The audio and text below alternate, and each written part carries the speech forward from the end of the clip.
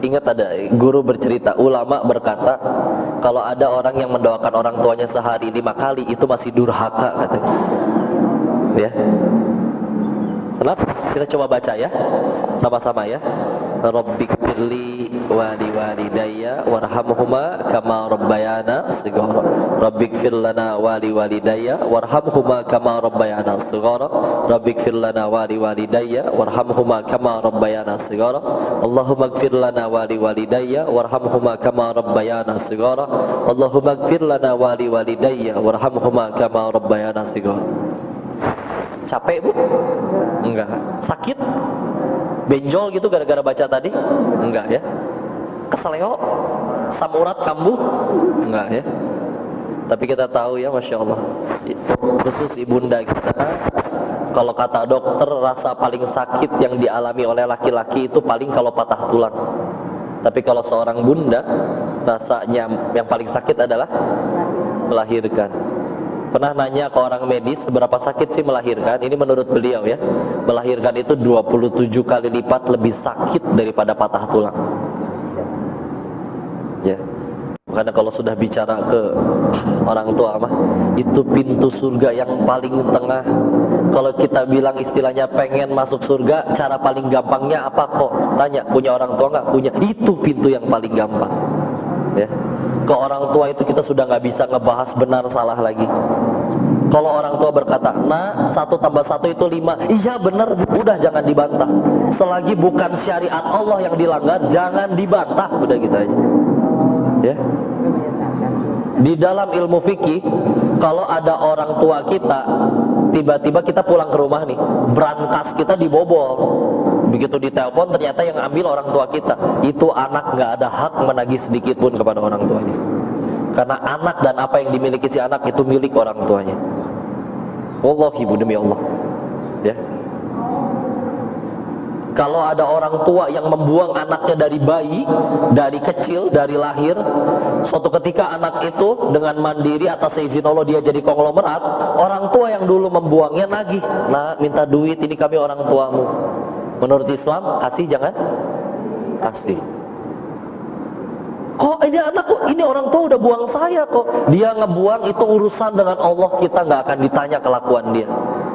Kita berbuat baik karena ini perintah Allah, demi Allah. Bukan karena supaya dia jadi baik kepada kita dan sebagaimana. Enggak, ini perintah Allah. Silakan cari di Al-Quran perintah baik kepada orang tua itu, wabil walidaini ihsana, didahulukan dengan amana billah. Perintah bakti ke orang tua itu setelah bakti kepada Allah.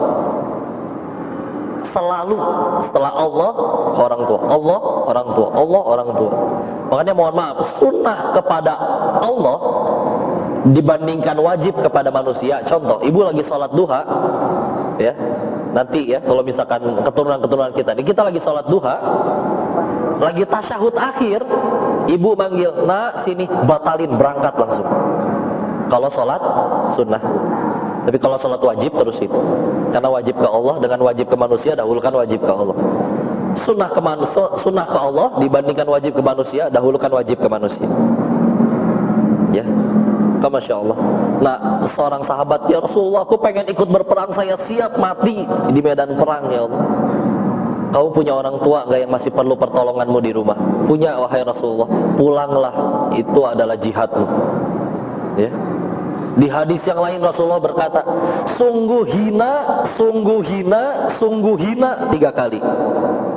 Siapa wahai Rasulullah? Kata para sahabat, dia yang mendapati orang tuanya berada dalam kepengurusannya, tapi anak ini gagal masuk surga. Ini kalau bahasa kitanya mah, kamu ngapain aja gitu.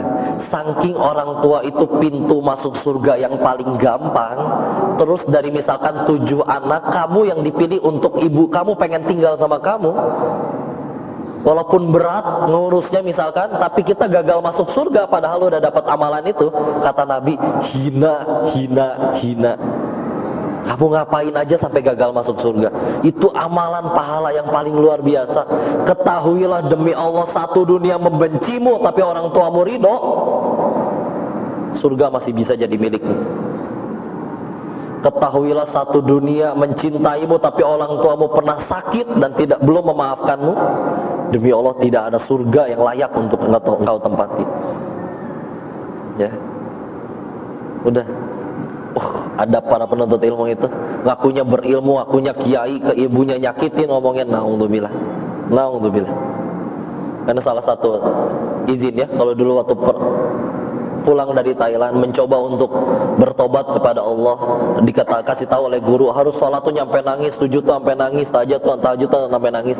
Ketika lagi momen-momen emang lagi sulit nangis, yang paling pertama paling gampang untuk bikin nangis udah langsung ingat orang tua. Ingat mami, ingat papi. Ya, ngebayangin betapa diri ini masih seberapa buruknya jadi anak. Ya. Sekarang mungkin diizinkan oleh Allah udah sama-sama dalam kebaikan, tapi naudzubillah betapa kalau ternyata lagi malas nih untuk ngajak orang-orang yang kita sayangi untuk beramal solih, langsung teringat ya Allah di hari itu ya Allah, ketika mungkin diri ini berteriak ya Allah selamatkan keluargaku ya Allah, jangan kau biarkan kami terpisah ya Allah. Tapi di saat itu kita melihat naudzubillah ada saudara kita, orang tua kita atau siapapun yang mungkin di dunia malas kita nasihatin untuk sholat, untuk amal solih. Terus kita melihat dia sedang mendapat pengadilan dari Allah. Begitu perih, begitu sedih hati kita ya Allah jangan ya Allah, dia ayahku ya Allah, jangan kau hukum dia ya Allah. Lalu tiba-tiba Allah berkata, memang siapa kamu? Kamu punya amalan apa sehingga ngerasa kamu layak untuk nyelamatin orang lain? Demi Allah enggak. Diri ini punya amalan apa untuk bisa nyelamatin orang lain? Enggak ada. Karena itu demi Allah jangan capek ngingetin orang-orang yang kita sayang untuk sholat, untuk beramal soleh, untuk berhijab. Karena akan ada hari di mana amalan kita aja bahkan belum tentu cukup nyelamatin kita. Apalagi nyelamatin orang-orang yang kita sayang. Jangan pernah capek. Terus berdakwah, terus istiqomah. Kita ngaji gak cuma buat supaya hati kita jadi tenang. Ayo jadi manfaat. Kalau Allah mau, bisa kita yang masih maksiat dan orang lain yang jadi taat di keluarga kita. Kalau Allah pilih yang kita yang mau taat, mau ngaji, jadi ketua majelis taklim, jadi ustadz, jadi apapun, bukan berarti kita udah lebih mulia di sisi Allah. Allah cuma titipin amanah untuk supaya kita harus jadi kebaikan bagi orang. Maka jangan pernah capek apapun ucapan mereka, apapun mereka menolak, ngerasa kita bawel, selalu ngasih tahu, selalu nasihatin, jangan pernah capek terus. Karena demi Allah kita pasti akan berharap ingin berkumpul dengan mereka. Apalah yang kita punya, amalan kita nyelamatin diri sendiri aja belum sanggup, apalagi nyelamatin orang-orang yang kita sayang. Sempurnakan terus selagi masih ada, sempurnakan taat kepada orang tua. Kerja sesibuk apapun orang tua perintah, batalin semua, berangkat nemuin orang tua. Astagfirullah.